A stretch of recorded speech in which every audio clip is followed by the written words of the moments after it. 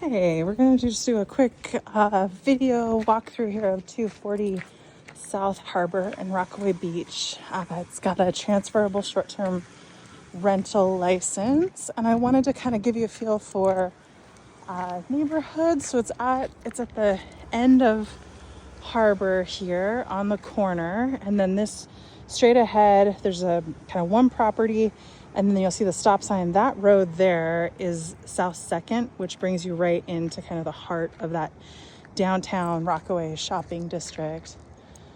There's a couple of other homes here. This dead ends the end of Harbor and then turns, and this road goes through and connects. Here's the house. According to the neighborhood local historians, it was originally over closer to the Catholic Church. The whole home was over there and served as the nunnery. And then in the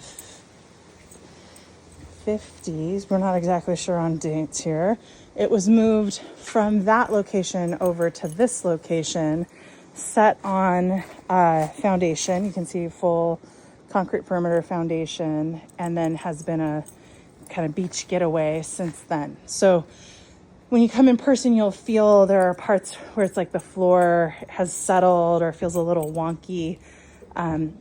No concerns that anybody is aware of in the crawl space or anything like that, but kind of a lingering side effect of having the house moved, picked up and relocated.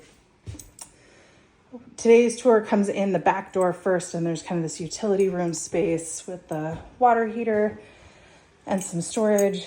These sellers have it set up so that guests have access to the whole space, but I think if a person wanted to, it would be a really natural place to have that door locked and then have a door here that locks and be able to have like a lower level big owner cabinet for, your own personal beach stuff, whether it's indoor stuff or bikes or whatever. This is the laundry room, washer dryer here, and it's kind of got this big extra underutilized space over on the west side, and then that flows into the kitchen.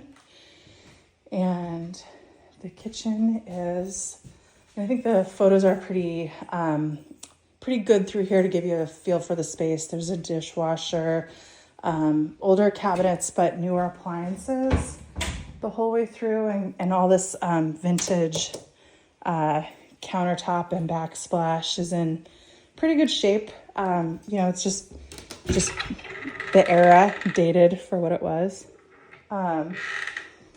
Here is the dining table that's attached to the kitchen, and then there's kind of this funny office space. It's labeled as office on the floor plan, but it really could be anything. A dining table could be moved in there, and you could expand the kitchen on this side if you wanted. The bathroom's off of this, the downstairs bathroom. You can see it is a full bathroom here with some storage behind the door. And you'll note the flooring is kind of choppy throughout the house. So parquet in the kitchen and the bathroom, carpet in the office room, and then a newer vinyl planking in the main living space. So you can get to this main living space from the office, from the kitchen dining area, and then also from the far end of the kitchen. All of those doorways open into this space. And I love this space. It has just fantastic natural light. I think the ceilings are amazing and totally kind of show the age and the history of the building. There's some neat the gooseneck light fixture, and then these original old vintage fixtures. Trim above the doorways, and then I think this trim is really beautiful between the more formal dining space and the living room space. This happens to be how these guys have the spaces set up. I think, you could get rid of having a dining table here and do double the living space. I think there's some real flexibility about how you have the space set up, but it's a nice big space. That opens up the slider onto the front porch, and there's just this little front porch with barbecue. And then you'll notice that the front door does have a keypad. So this is where guests are coming in through this front door keypad. So using that back space as owner's closet wouldn't change the flow as people are currently using it. This part's a little weird. So there's one set of stairs that goes up here between the kitchen and the dining area, but there's also another set of stairs here through the lower bedroom. I think having this lower bedroom space is pretty awesome because it allows you like an ADA bedroom. If you have people who have mobility impairment, they're able to have sleeping opportunity on the first floor. It is another space that you could look at differently and potentially have, more of a secondary TV room or den kind of space. And then the stairs, we'll go up these stairs and then come back down on the other side. So we're gonna go up to the top, and then to the left is another bedroom, which is a queen bed, nice big space, and then a big closet over there. This looks out to the east. And then we'll go up. So there's a door on this bedroom. There's a door and a little step up here going into the main. I don't know what even to call this. They obviously have it set up for like max sleeping. They get a lot of big guests at this home, big groups with lots of guests. So they have this set up with the two twins here and then the futon that flips down and kind of a kid's rompus room. But I think it's designed to be like an upstairs living space. There's another bedroom here. This one's set up with the double twins and has a closet. And then there's a third upstairs bedroom here. This one's queen with a closet. And this one looks out to the west. So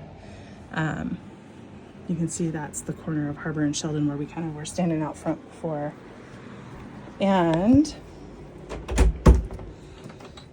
then there's an upstairs bathroom. So upstairs there's 3 bedrooms plus the center rompus room space with beds and a full bathroom with a tub.